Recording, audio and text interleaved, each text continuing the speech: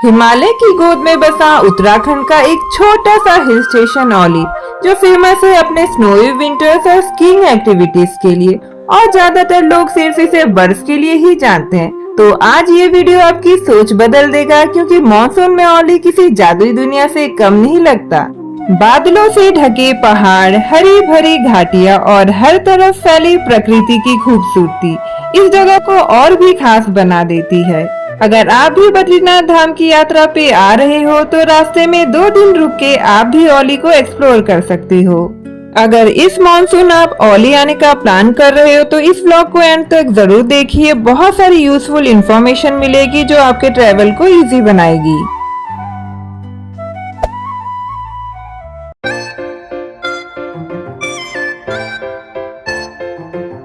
सबसे पहले जानते हैं औली है कहाँ पे और यहाँ पहुँचना कैसे है।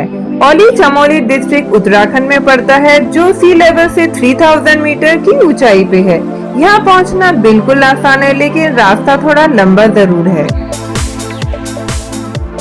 अगर आप भारत के किसी भी कोने से आ रहे हो तो सबसे पहले दिल्ली पहुंच जाइए। दिल्ली से बाय बस, कार, ट्रेन लेके आप हरिद्वार या ऋषिकेश तक पहुंच सकते हो। शाम तक आप हरिद्वार या ऋषिकेश पहुंच जाएंगे। वहीं पे ओवरनाइट स्टे कर लीजिए और वहां पर शाम की गंगा आरती में शामिल हो जाइए। यहाँ शाम को हरिद्वार के प्रमुख घाट गंगा नदी की आरती की पवित्र ध्वनि और दीपकों के दिव्य प्रकाश से जगमगा जाते हैं।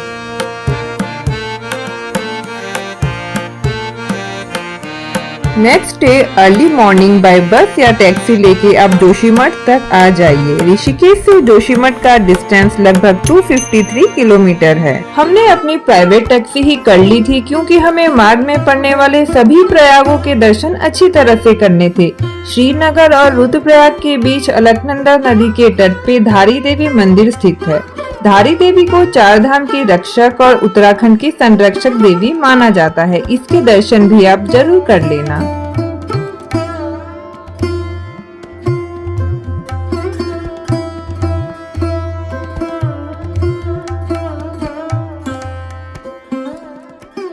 औली पहुंचने का सफर भी किसी एक्साइटमेंट से कम नहीं है। धीरे धीरे शहर पीछे छूट जाता है और सामने रह जाते हैं ऐसे विशालकाय माउंटेन्स। मानसून में उत्तराखंड की खूबसूरती कई गुना ज्यादा बढ़ जाती है। पहाड़ों से गिरते झरने, बादलों से घिरी घाटियां इस जर्नी को कभी न भूलने वाला एक यादगार सफर बना देती है। शाम होते होते हम पहुंच गए थे जोशीमठ। औली जोशीमठ से लगभग 15-16 किलोमीटर के डिस्टेंस पे है। जोशीमठ से आगे औली के लिए आप रोपवे या टैक्सी ले सकते हैं। पर फ्रेंड्स, जो मेन लॉन्ग डिस्टेंस रोपवे है जोशीमठ टू औली अभी ऑपरेशनल नहीं है। ये अभी टेम्पोरेरीली क्लोज्ड है since January 2023 due to safety concern.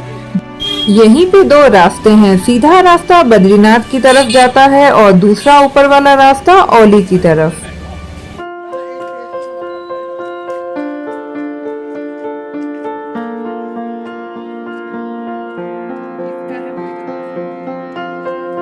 धीरे धीरे बारिश शुरू हो गई थी और मौसम बहुत ही प्यारा हो रखा था। औली पहुंचने से पहले हमें बहुत सारे एप्पल के पेड़ भी नजर आए। मन किया यहीं कुछ रुक के सीधे पेड़ से एप्पल तोड़ के खाए। पास में ही ओनर की दुकान थी, जहां हमने फ्रेश एप्पल खरीदे और वहीं पे चख लिया।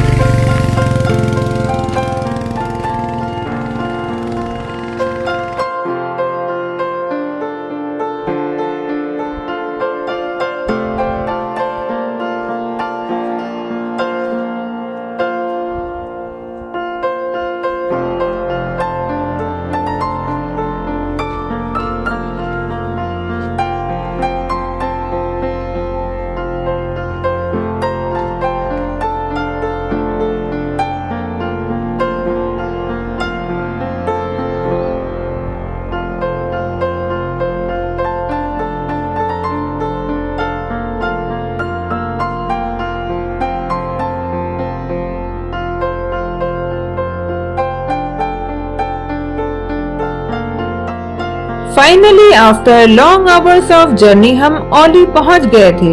हमने यहीं पे 2 डेज स्टे करना था, तो हमने कंफर्टेबल स्टे के लिए GMVN की स्की रिजॉर्ट में अपना चेक इन कर लिया था।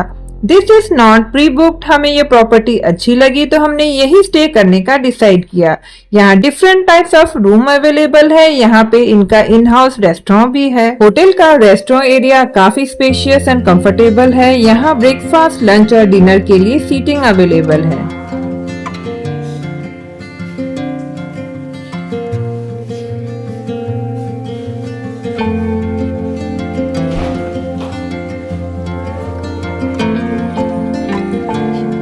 Now let me show you all the hotel property and our room. Room is quite spacious. यहाँ आपको basic T, coffee, room heater, आवश्यक एमिनिटीज मिल जाती है। स्टोरेज स्पेस भी काफी सफिशिएंट है। बाथरूम काफी क्लीन एंड वेल मेंटेन दिखाई दे रहा है। यहाँ आपको wash basin, large mirror, basic toiletries और गर्म पानी की सुविधा भी मिल जाती है।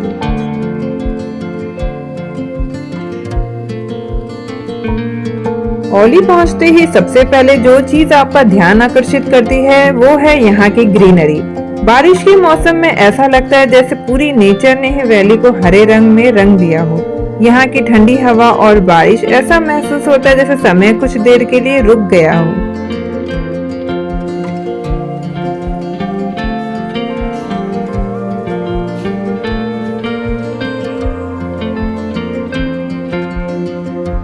बारिश के बाद जब हल्की सी धूप बादलों से छन के निकलती है तो पूरा वैली ही मैजिकल लगता है, मानो सब कुछ नया नया हो और नेचर का सबसे प्यारा ट्रांजिशन लगता है।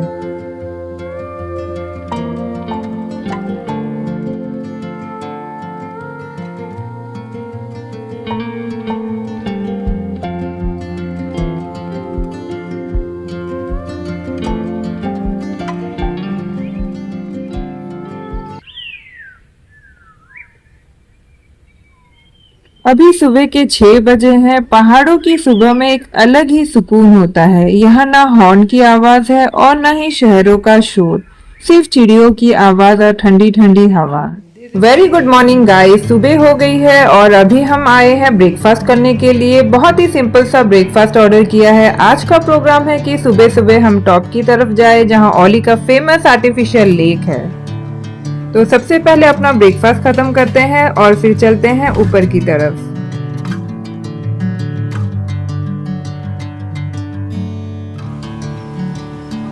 बाहर का मौसम बहुत ही ज्यादा प्यारा है। अभी भी हल्की हल्की बारिश हो रही है। यहीं होटल के बीच से हम जा रहे हैं चेयर लिफ्ट के लिए।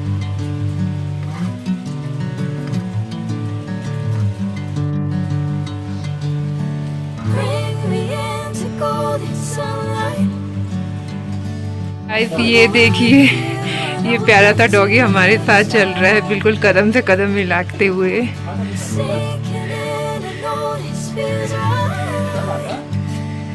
चलो चलो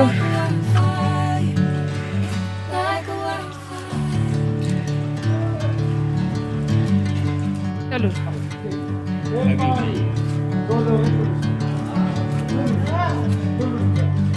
गाइस, यहाँ से आप चेयर लिफ्ट का टिकट बाय कर सकते हैं। 500 रुपीज पर पर्सन है। अप एंड डाउन दोनों तरफ का। I am so excited for this. Let's check it out, कैसा रहेगा इसका राइड।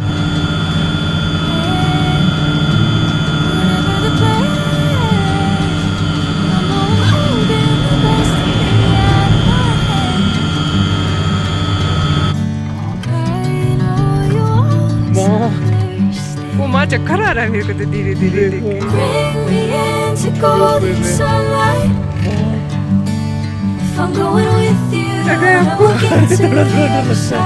मुझे तो चक्कर आ रहा है बिल्कुल।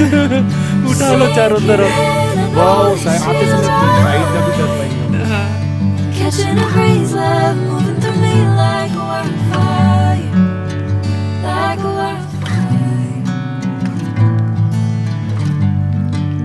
Wow, what a place guys. ऐसा लग रहा है जैसे हम किसी पेंटिंग के अंदर आ गए हो। बादलों से ढके पहाड़, हरे मैदान, घास पे गिरती बारिश की बूंदें, दूर दिखाई देती mountain peak. It's so so so beautiful.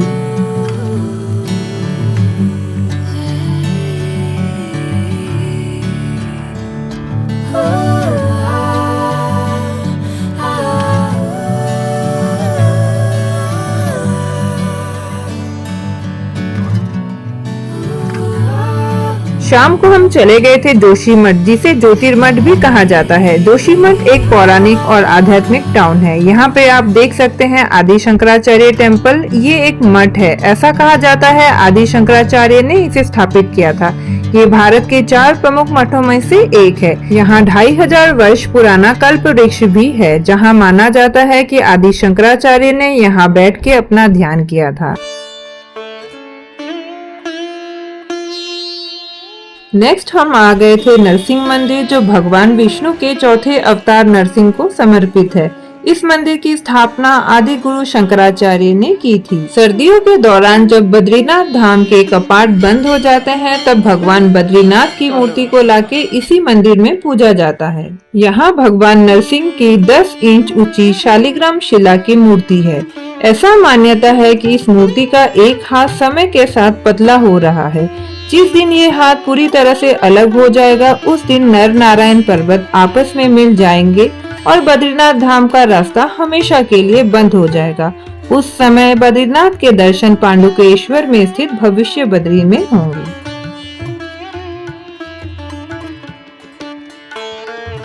यहाँ नरसिंह मंदिर के साथ परिसर में वासुदेव मंदिर, गणेश मंदिर, नवदुर्गा मंदिर, गौरी शंकर मंदिर भी है। शाम की आरती के समय हम यहाँ पहुँच गए थे। इसका भी सौभाग्य हमें प्राप्त हुआ। आगे थोड़ा जोशीमठ और मेन बाजार को एक्सप्लोर करते हैं।